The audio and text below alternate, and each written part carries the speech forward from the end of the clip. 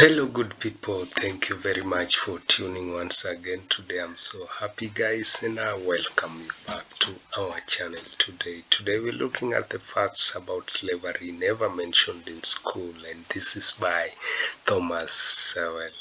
Guys, let's get straight away and see this beautiful discussion. Thank you.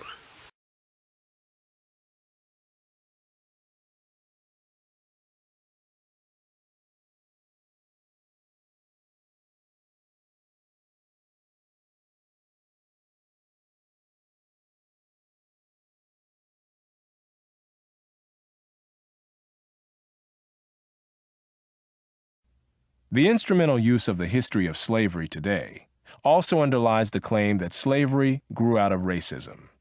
For most of its long history, which includes most of the history of the human race, slavery was largely not the enslavement of racially different people, for the simple reason that only in recent centuries has either the technology or the wealth existed to go to another continent to get slaves and transport them en masse across an ocean. People were enslaved because they were vulnerable, not because of how they looked. The peoples of the Balkans were enslaved by fellow Europeans, as well as by the peoples of the Middle East, for at least 6 centuries before the first African was brought to the Western Hemisphere.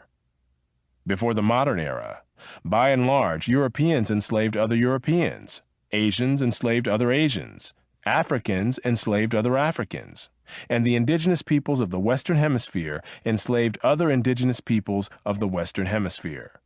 Slavery was not based on race, much less on theories about race. Only relatively late in history did enslavement across racial lines occur on such a scale as to promote an ideology of racism that outlasted the institution of slavery itself. Wherever a separate people were enslaved, they were disdained or despised, whether they were different by country, religion, caste, race, or tribe. In East Africa, the Maasai were feared slave raiders, and other African tribes, either alone or in conjunction with Arabs, enslaved their more vulnerable neighbors. As late as 1891, it was reported that Manyuema slavers had demoralized surrounding tribes, destroying crops, and famine reigned everywhere. Even in the early 20th century, Abyssinians were still raiding other Africans and carrying off slaves. It was 1922 before the British had gained sufficient control in Tanganyika to stamp out slavery there. Arabs were the leading slave raiders in East Africa, ranging over an area larger than all of Europe. The total number of slaves exported from East Africa during the 19th century has been estimated to be at least 2 million. The form in which the story of slavery has reached most people today has been along the lines of the best-selling book and widely watched television miniseries Roots by Alex Haley. Challenged on the historical accuracy of Roots, Haley said, "I tried to give my people a myth to live by." This instrumental use of history, or purported history, is open to the same objections as other instrumental myth-making. Despite the impression created by Roots, during the era of the massive slave trade from West Africa, a white man was more likely to catch malaria in Africa than to catch slaves himself. The average life expectancy of a white man in the interior of sub-Saharan Africa at that time was less than 1 year. By and large, men from Europe or the Western Hemisphere came to the coasts of Africa, bought their slaves, and left as soon as possible. Even so, the death rates among the white crews of the ships carrying slaves to the Western Hemisphere were as high as the death rates among the slaves themselves. It was only much later, after quinine and other medical measures enabled Europeans to survive where there were tropical diseases, was it possible for them to invade Africa in force and establish empires there. But by then, the Atlantic slave trade had already been ended. During the era of that trade, Africa was largely ruled by Africans, who established the conditions under which slave sales took place. The crew of a slave ship was in no position to defy African rulers and their armies by going out across the land and capturing people willy-nilly. The stronger African peoples captured and enslaved the weaker peoples, the same pattern found over the centuries in Europe, Asia, the Western Hemisphere, and Polynesia. In Nyasaland, the Ngoni and Yao swaggered over and terrorized other tribes. In Uganda, the Baganda made life miserable for their neighbors. And the Nyoro and Hima of Anko enslaved Toro women and children. The Tutsi dominated the Hutu in Rwanda, the Maasai lorded it over the Kikuyu and Kamba, and the latter, in turn, held the Indorobo in a kind of serfdom. It was precisely the fact that Europeans, except for the Portuguese, seldom participated in the raids that captured and enslaved Africans that enabled most people in Europe and the Americas to remain oblivious to the traumatic experience that this was, with some Africans committing suicide to avoid capture and wives being whipped as they tried to cling to their husbands or children.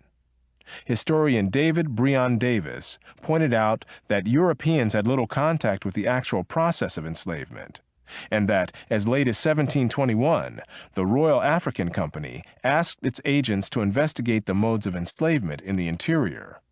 Europeans typically saw only the end results, enslaved people being offered for sale on the coast. It was much the same story in the Ottoman Empire, where those who bought slaves had no idea what these slaves had been through before. The unique position of the Western world in the history, and especially the destruction of slavery, need not imply that there was unanimity within the West on this institution.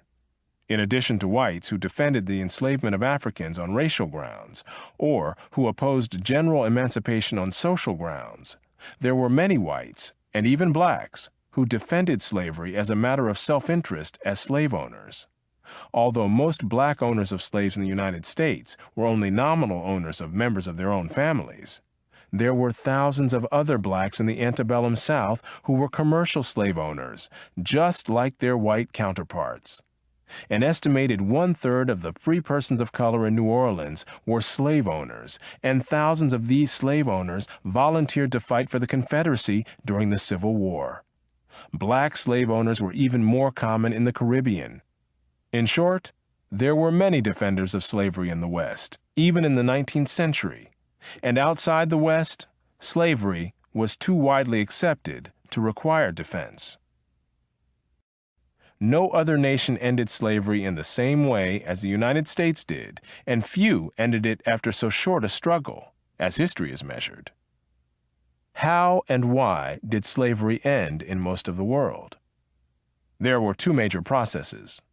Over the centuries, as more and more territories around the world consolidated into nation-states with their own armies and navies, raiding those territories to capture and enslave the people who lived within them became more hazardous in itself, and also risked military retaliation against the countries from which the raiders came. Thus, more and more peoples became off-limits to slave raiders over time. Put differently, the areas which remained subject to slave raiding over the centuries were primarily those where the people lived in smaller or weaker societies. Such societies continued to exist where it was difficult, for geographic or other reasons, to consolidate large areas under one government. This was true of the Balkans, the backwaters of Asia, and much of sub-Saharan Africa. By the early modern era, sub-Saharan Africa, with its numerous and severe geographic handicaps, was one of the last remaining areas from which vast numbers of people could be enslaved.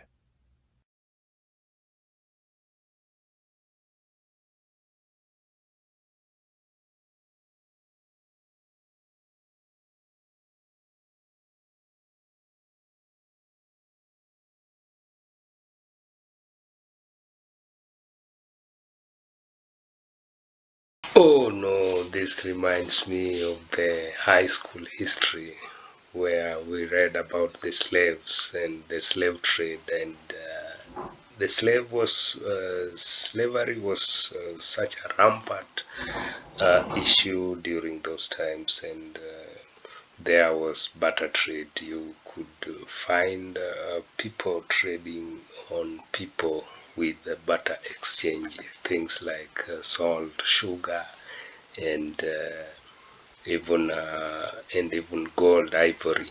During those times, we had the Portuguese, and the Portuguese were also trading, and also they were bringing very beautiful things to the shores of